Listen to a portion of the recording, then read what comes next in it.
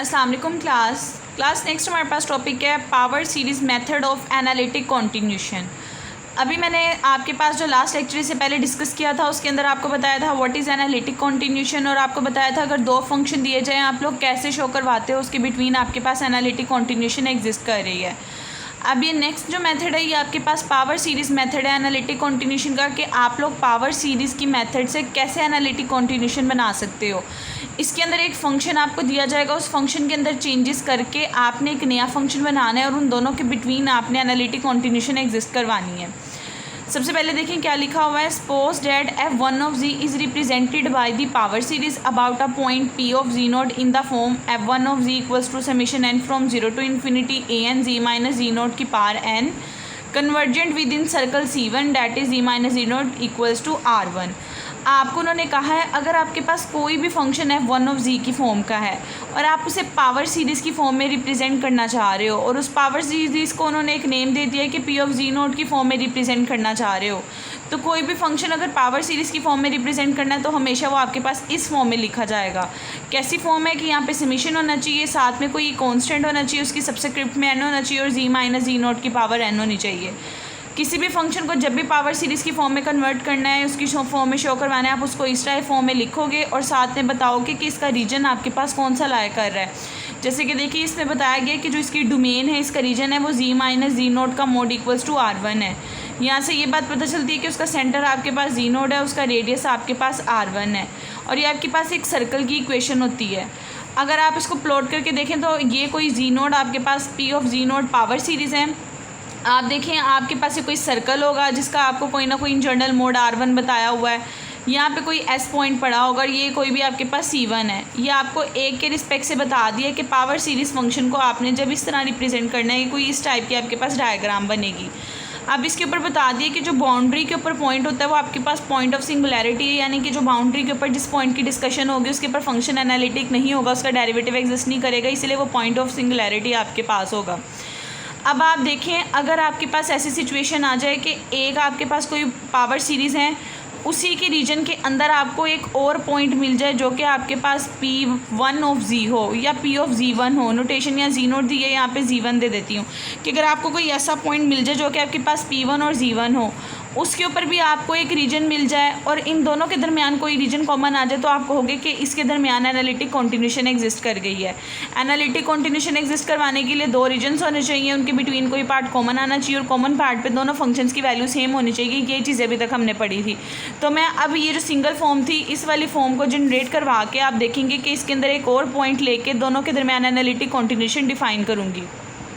देखिए यहाँ पे लिखा हुआ है if we find a point p1 z1 not on the line ps, अगर इस लाइन के अलावा ये जो ps लाइन है रेडियस की लाइन है, इस लाइन के अलावा हमें एक और पॉइंट इस रीजन के अंदर मिल जाए, लेट से आपको एक और पॉइंट मिल जाए, यहाँ पे कहीं ये पूरा रीजन था, इसके अंदर एक और पॉइंट मिल जाए जो कि p1 और z1 हो, और उसके ऊपर आपको एक अलग से एक बाउंड्री मिल रही हो, ये कोई आपके पास सर्कल c2 हो और इसकी जो आपके पास डोमेन है वो z minus z1 equals to r1 हो।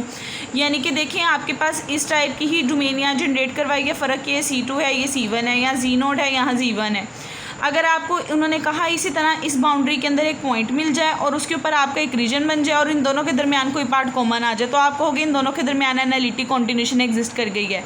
अगर एनालिटिक कॉन्टिन्यूशन एग्जिस्ट कर जाएगी तो इस पार्ट पे इन दोनों का आंसर सेम होगा, या अदर वर्ड्स में आप ये कह सकते हो कि इस पार्ट पे जो z माइनस z नोट की वैल्यू थी वो इक्वल होगी z माइनस z1 की वैल्यू के। यहाँ पे दोनों का आपके पास हर वैल्यू जो है इक्वालिटी होल्ड कर रही होगी। तो इस तरह आप पावर सीरीज़ की फॉर्म में दो फंक्शंस के दरमियान, दो पावर सीरीज़ के दरमियान एनालिटिक कॉन्टिन्यूशन एग्जिस्ट करवा सकते हो।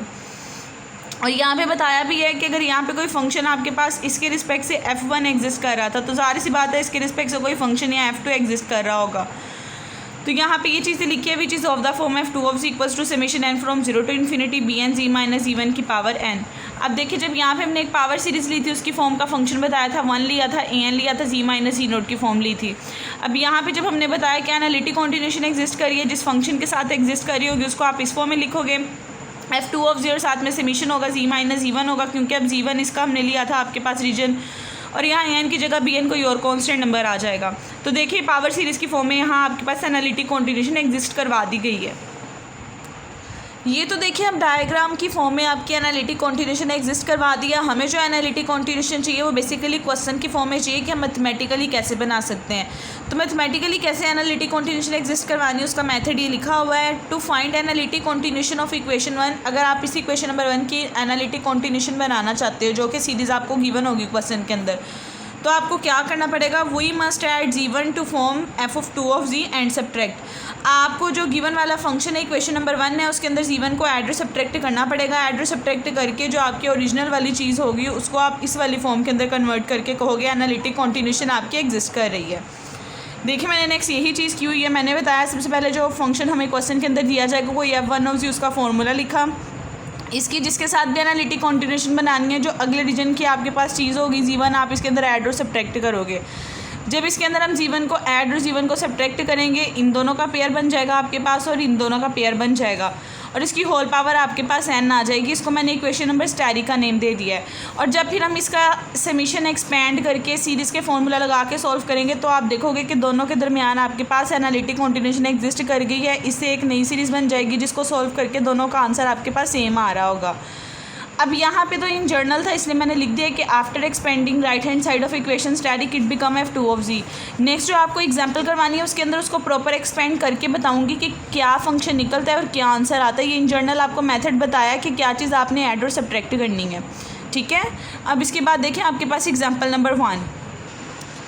एग्जाम्पल नंबर 1 देखिए, एग्जाम्पल नंबर 1 में आपको क्या कहा है, show that the function f(1) of g equals to 1 + g + g² up to so on. आपको बता दिया कि कोई एक फंक्शन है आपके पास f(1) of g है, can be obtain outside the circle of convergence of the power series. आपने ये चीज़ शो करवानी है कि आप इसको ऑब्टेन कर सकते हो convergence of the power series के मेथड से और इसे एक सर्कल ऑब्टेन कर सकते हो।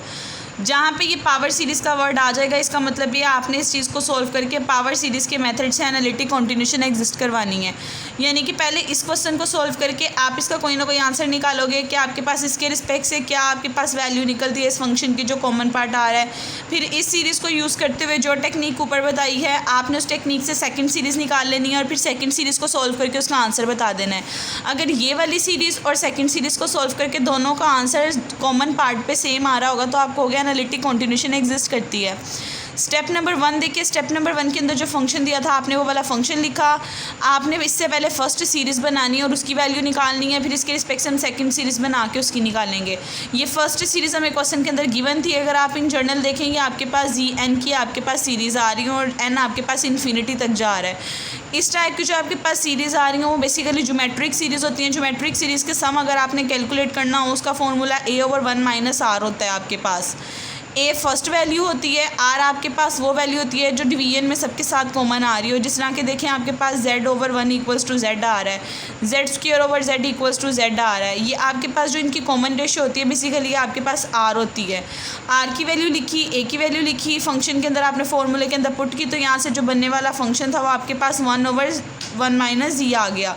और अगर आप देखें आपके पास हर पॉइंट पे एनालिटिक होगा सिवाय z = 1 पे, क्योंकि आप अगर नीचे वाली चीज़ को = 0 रखोगे तो आपका आंसर इनफाइनाइट हो जाएगा और अगर आप इसके अंदर 1 पुट करोगे 1 - 1 0 हो जाएगा तो वो समथिंग ओवर 0 इन्फिनिटी आ जाएगा। तो ये यहाँ पे इसीलिए लिखा है कि z = 1 इसका सिंगुलैरिटी पॉइंट है कि यानी कि इस पॉइंट के अलावा ये फंक्शन हर पॉइंट पे एनालिटिक होगा। यही बात लिखी है, the function is analytic at all domain except z = 1। इस पॉइंट के अलावा इसका हर डेरिवेटिव एग्जिस्ट कर रहा होगा हर पॉइंट पे। और यहाँ से देखिए आप रीजन बताते हो। अब देखिए यहाँ से आप देख के बता सकते हो इसका जो रीजन है वो z mod = 1 है आपके पास। अगर आप इसका मोड अप्लाई कर दो इसका मतलब ये जो इसका साथ इसका सेंटर है, सेंटर 0 है, रेडियस 1 है। अगर मैं इसे प्लॉट करूँगी ऐसा सर्कल होगा जिसका सेंटर 0 होगा, रेडियस 1 का मतलब ये है हर साइड से 1 टाइम मूव करके आपने इसको ऐसे ओरिजिनली प्लॉट कर लेना है। अब ये फर्स्ट सीरीज़ का आंसर आ गया, फर्स्ट सीरीज़ की डायग्राम आ गई है। अब इस सीरीज़ के ऊपर हम ये वाली टेक्निक लगाएंगे, ये वाली टेक्निक यूज़ करके इससे सेकंड सीरीज़ बनाएंगे और सेकंड सीरीज़ से फिर हम उसकी रीजन निकालेंगे और देखेंगे क्या कोई कॉमन पार्ट आ रहा है आपके पास या नहीं आ रहा।